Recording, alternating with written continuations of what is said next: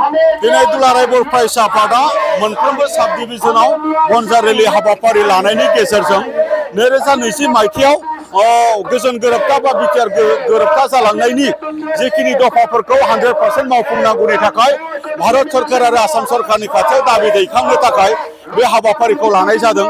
दिनै नोंथांमोना मिथिगौ जे विंटार सेसन पार्लामेन्टआ सोलिबाय थादों आरो बे पार्लामेन्ट सेसननि गेजेरजों 125 6 शिड्यूल कन्स्टिट्यूशन जे आमेन्डमेन्ट बेखौ जेरैखिजाया लाबोनांगौ आरो 280 आर्टिकेलखौ आमेन्डमेन्ट खालामनायनि गेजेरजों 6 शिड्यूल जिखिनि माने 10टा 6 शिड्यूल बेवहाय जिखिनि मोर पावार बा डाइरेक्ट फान्डिं हरनायनि जिखिनि बेबस्था बेखौ भारत सरकारा लाबोनो थाखाय जोंनो खोथा होदोंमोन नाथाय दाबो लाबोआखै।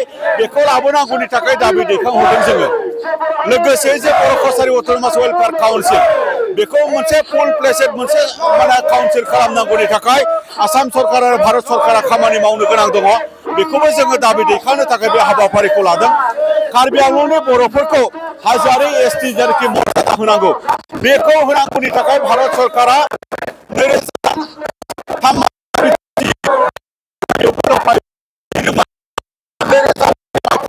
गोरोबथा बेवहायबो लाखियो नाथाय बेखौ खालामनानै होनाय बेखौ जोङो लोगोसे 6.3 दफानि गेजेरजों भेन्सार स्कुल आरो कलेजखौ सरकारिकरन खालामनांगौनि थाखाय बेवहाय मोनसे दफा होदोंमोन बेखौ जों थाबैनो खालामो।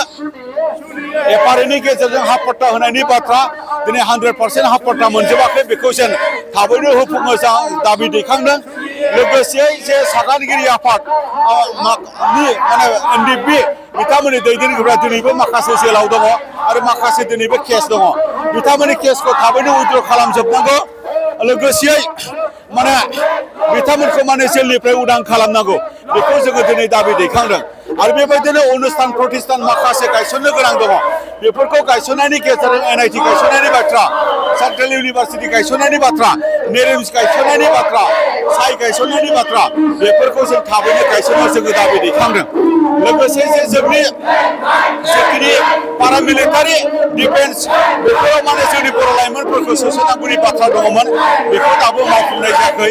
दा बेफोर गासै दाबिफोरखौ लानानै दिनैनि जरहमदल बा बनजार रेलि हाबाफारिखौ जों खालामनाय जादों। गोजोन्थों।